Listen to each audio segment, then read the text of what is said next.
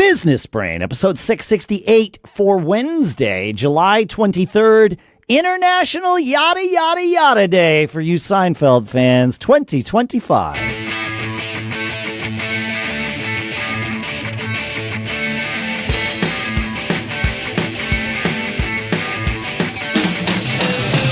Greetings, folks, and welcome to Business Brain, the show where we take an idea or three, we dissect it, we analyze it, we crunch it, we use it to tune our business brains so that each and every one of us can keep on living our charmed lives. Our sponsor for this episode is OpenPhone.com/businessbrain. That's where you can go to get 20% off your first 6 months of the #1 business phone system. We'll talk about why that is and why you want to do that in a little bit. For now, back here for a minute in Durham, New Hampshire, I'm Dave Hamilton. And still out in Northern California, I'm Shannon Jean. How you doing? I was up in the mountains. Yeah. Back, so that's a little closer. Traveling and all that crazy stuff. Yeah, man. Absolutely, yeah. absolutely.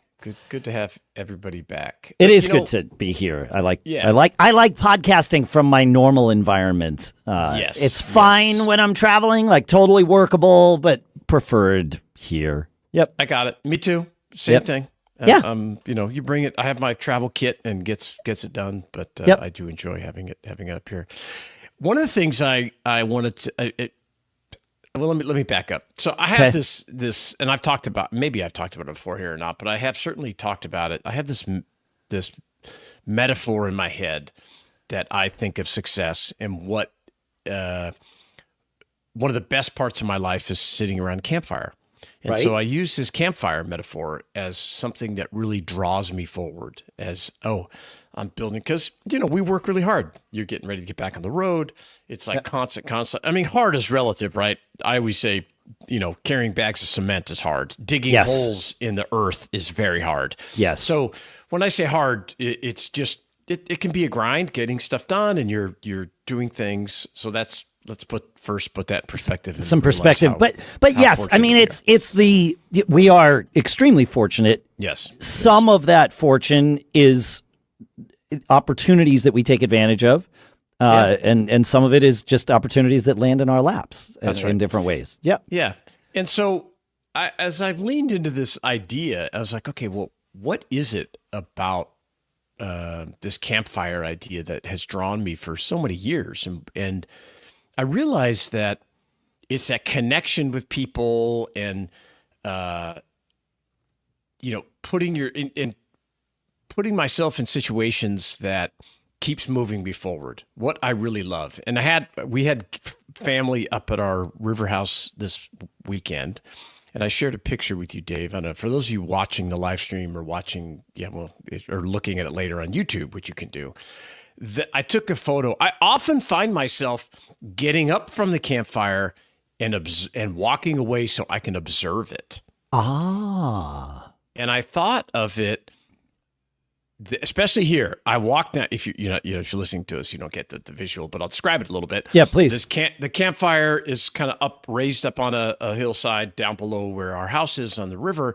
And I walked down to this meadow lawn area that we have, and I looked back up, and I was like, man, this is it. Here's my nephew, my wife helping my nephew, one of my nephews make a s'more. Yeah. My brother-in-law sitting there, having a beer. My other nephew putting wood on the fire with this big thing. And, we had dogs running around all around me and stuff. And I was like, man, this is why I work. This is it. I'm observing all the effort and hard work, because it's no small amount of work to make this happen. This picture looks very... it's very natural, but that's the thing. It is natural because you've been able to create this opportunity for this natural thing to happen, but none of it happened by accident, right? None of it. Working backwards. I'm sure you had to level some ground to put the fire pit in, to put the meadow in where you're standing. Yes. Someone else leveled ground to put the house you bought, and you were able to buy that house because you had earned the money and lending opportunity. I don't know how you bought it. It doesn't matter, right? But you'd earn the financial ability to buy this house, regardless of how that came together, because of the work that you'd done for, maybe the 10 years prior, and the 10 years prior to that, you did the work that allowed you to then do the following work that, right? Like we can just keep going backwards and backwards. That's right. And this is, people say overnight success takes 20 years, and that's what you're describing here. Yes. And I have the luxury of all of us have, I have the luxury of enjoying it, but you have the luxury as a listener of, take that from me as someone that's maybe older than you, that has worked for this 25 years or whatever to, find the thing that pulls you forward. Yes. That's the takeaway here. I've thought about this my whole life. I want to sit around the campfire with the people I love. I want to build this thing. I want to have a place I can invite my friends. I want to have, and these kids, I love seeing it. They're driving dirt bikes around, and we had my Ranger, they're driving the ATVs and just having a great time, swimming in the river and doing all this crazy stuff, eating ho-hos for breakfast, and this just great, amazing things that I've wanted forever, and I have them. And it made me think as I was driving home yesterday back to my house, and I was like, man, this is what I work for. Yes, and I want that connection with people. I want to watch their experience. I want to observe them enjoying the fruits of my labor. Right. That's very rewarding. It is rewarding. I know that kind of statement can sound egotistical, and in a sense it is, but not in, but the word egotistical is not always a negative. Right. Like it doesn't need to have a negative connotation. Yeah. Correct. I agree. Yeah. This is, so I'm curious, folks, as you're listening here, Shannon's metaphor, the goal, if you will, and I know we don't like goals, but the thing that drives you, one of the things, it's certainly the one we're talking about here, is this campfire. Yep. What I'm curious about for you listening is, what is your metaphor? What is the thing that matters to you? And metaphor might not even be the right word, because this is a reality. Yeah. It was a vision that it's an ideal that you realized, intentionally realized. Yeah. This was none of this was an accident. And so, and what is yours, right? What's yours? Feedback at businessbrain.show. I want to know, what is your ideal idea, metaphor, reality? What is it? Because it's different for all of us, and that's but you wonderful. should have one. This is the takeaway here. By having something that you're this purposeful, call it your noble cause, whatever it is. Yeah. It helps you create beyond just the daily grind of, I got to make money, I got to pay my bills, I got to do my mortgage, I got to do this for my kids, yada, yada, yada. Yes. Of course, we all have that. Yes. But if they're, having this thing hanging out of how I wanted this ideal setting has helped me tremendously, and I highly recommend it. Yeah, for sure. We have some more to talk about. The next thing that I want to talk about is our sponsor for this episode. Because you know that moment when your phone rings and it's either a new client or your cousin Carl calling to ask if you still have his ladder from 2017? Yeah, that is why I love our sponsor, OpenPhone. OpenPhone is the #1 business phone system built for folks like us, the entrepreneurs grinding it out, creating opportunities, and yes, trying to live that charmed life. With OpenPhone, you don't need to carry 2 phones or a dusty old landline. Just fire up the app on your computer or your phone, and you're all set. You and your team can share one number and handle calls and texts like it's a group chat with superpowers. Someone starts a convo, somebody else finishes it. Your customers get seamless service. You get more time to build your empire or alphabetize your snack drawer, your call, whatever you like. And after hours, their AI answers calls, fields questions, and even captures leads while you sleep or while you binge reality shows. Again, No judgment. See why over 60,000 businesses trust OpenPhone.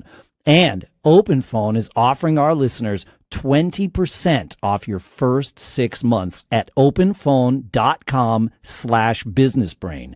That's openphone.com/businessbrain. And if you have existing numbers with another service, OpenPhone will port them over at no extra charge.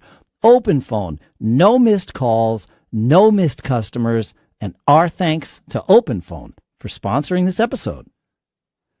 So I mentioned last week that I was not feeling well and talked about kind of how I was sort of processing that. I've learned a lot more since then. It's rare to get a positive test for Lyme disease, but that is and therefore it is often diagnosed symptomatically. That is the current diagnosis I'm operating under. They started me on antibiotics, doxycycline, which is sort of the classic one for Lyme disease. And instantly my fevers went away. Your energy level is back to normal. So a few things have happened, but my fevers went away. It took a few more days for other things to start kind of like coming back. And then in parallel to that, I also figured out how to sleep because I was only getting like 2 or 3 hours of sleep because of these. One of the weird symptoms was, and in a sense still is, this migrating muscle pain. It started in one leg, next day it was in the next leg, and it would wake me up at night and not being able to sleep sucks. Right. So I've been on doxycycline for a little while. Hopefully it's not just keeping it at bay. Hopefully it's actually like eradicating this thing, but we'll find out. So all is progressing and good. Yeah. My energy level is I'm probably to 80% now, but certainly not 100, but way better than where I was. And I've been traveling while I've been recovering from this. And in a sense, that has been good for me. Because if I were here in my office, I probably would have spent more time working, or at least trying to work, than I did while I was traveling. Traveling sort of naturally gives me, I'll say excuse, but it's more just the pattern of traveling. I am expecting to not be as proactive with work as I would be if I were here, in my normal environment. And so that it gave me the opportunity / excuse to, I was taking 2 naps a day while I was traveling at this conference because I needed it. Right. I had more downtime, and it afforded me at least the idea of accepting taking more downtime, which I think was extremely helpful for my recovery from whatever this thing is. Obviously, you overdo it, and your body will let you know. But what it did was it forced me to prioritize things and only do the highest of priorities. And the rest of the stuff I just had to kind of let fall by the wayside that I either will never get to or I did a bunch of work. We're recording this on Monday. I did a bunch of work on Saturday and Sunday mornings after I got up, just to kind of catch up, right? But again, that was like B-level priorities. The A-level priorities I was handling while I was gone, and that was it. And then the B-level priorities I took care of this weekend, and there was like 3 weeks worth of those that had piled up. It was a lot, like scary, way more than I ever have let go before. And while the repercussions of this will certainly, they aren't over, right? Like, I will see next quarter what the impact is of me not being quite as proactive in July as I normally would have been, right? But I also have a good team around me with all of my businesses. Everything is being handled. It's all moving forward. Everybody did what they needed to do, and it's kind of all fine. And so learning this, having the opportunity to experience this forced prioritization, I think is going to be is going to change things for me. Well, yeah, sometimes it forces change, and it forces you to drop things that you thought were important. Exactly. That are not.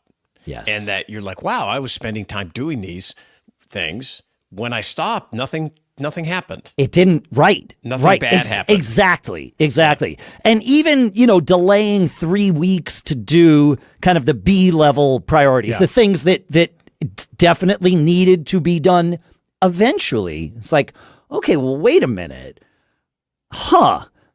And then I started thinking, okay, these B-level priorities, if they can wait 3 weeks for me to do it, that 80% rule starts to kick in. And the 80% rule being, if I can hire somebody to do something 80% as well as I believe I do it, right? Like, and most of the time you hire somebody and they do it better than you, but that's the whole other thing. Ideally, you got to get to that. You got to get over the hump. So to get over the hump, you do this 80% trick in your brain. You say, hey, if I can hire somebody and they do it 80% as well as me, it frees up my time to do other things. And it's like, well, if I could just delegate all of those B-level priorities to somebody who's going to do it 80% as well and faster than me taking 3 weeks to do it, which naturally erodes the effectiveness of it. And it gives you more time to focus on the A priorities. That's what I'm saying. Yes. Yeah. So it's been really, it's been informative in what I think is going to be a productive way. Like I said, I'm sure there'll be some fallout from this. Sure. There's already been a little bit, but nothing terrible because the A-level priorities were still happening. Like, thankfully, I wasn't completely just down for the count and, out of it for 2 weeks. I was still able to, and I'm very thankful to modern medicine and antibiotics and my team of doctors and I can't sing the praises of living in 2025 enough. Of course. Because if this was 100 years ago, no, I don't want to have that conversation. It wouldn't be. No, it'd be very bad. But the things that when you change up how things work, ideally you don't get sick and have a medical issue. But sometimes that's what it takes. Sometimes. Or you go away on vacation or something, you take a trip and disconnect and you come back and you're like, wow, all this thing I thought that was just going to be a nightmare. Or you know what? Everybody did handle everything they were supposed to handle. All these kinds of, things. And they both have one thing in common. You removed yourself from the situation. And we are often the barrier, the logjam to getting things done. It's tough to give up, especially you have this entrepreneurial, I don't think you the control freakishness and superhero complex. It's got to be me. I can make this work so much better. Yada yada. But most of the time, that's not the case. So it's a fallacy. The entrepreneurial fallacy. Yep. But I'm glad you're feeling better, and I'm glad you picked up that, and hopefully you'll be able to offload those things. And I'll bet. And we're going to talk about this more on our Friday I show. I'll bet the new ChatGPT agents can will be able to help you with some of those tasks. I want to talk about those agents quite a bit. Yep. Well, thank you for listening, folks. I was thinking, Shannon, going back to the, what's your noble cause? What's your campfire metaphor? Mm-hmm. And as I'm sitting here in my studio doing this show, this is actually part of really what we're asking people is, how do you define your charmed life? What realities are signs of your charmed life, right? For you, it's the campfire is one of them. And I realized that, being able to sit here in the studio with all kinds of fun gear and be able to do what you and I are doing. And I realized that this is part of what allows me to live the charmed life, but it is also the being able to do this work and have this be the thing that affords me all the other pieces of my charmed life. In and of itself, this is part of my charmed life. That's great. That's great. It's amazing. And I think we should talk about those things more. I agree on the show, because I will tell you, just examples of being, talking about the things that we've been able to do, or the things that how we live our lives and do those things. I think it connects with people, and I think it's important to share. Yeah. And it, especially if you're just starting out, or you're at whatever part of your journey you're at, it oftentimes can just feel like a slog, and you're just grinding day in and day out. Most of the time. Yeah. So I think it's important to hold up examples of, hey, you're going to get there, and these are the opportunities that are in your future and the things that you can do to create that charmed life. And we'll be pointing that stuff out a little bit more in the absolutely future. And help us, please. Feedback at businessbrain.show. Tell us what the kind of metrics are for you, the things that exist in how you live your life that are signs to you that you are living that charmed life, because it's different for all of us. And yet there's some things that are going to resonate. So, you hearing about Shannon's campfire or me in my podcast studio, does that resonate with you and remind you of things in your life? Because if the more we share, the easier it is for us all to do that. So, thanks for hanging out. Like I said, feedback at businessbrain.show. Please visit our sponsor, openphone.com/businessbrain. And also go to businessbrain.show/review and give us a review, would you? We'd love that. Thanks. We'll see you next time.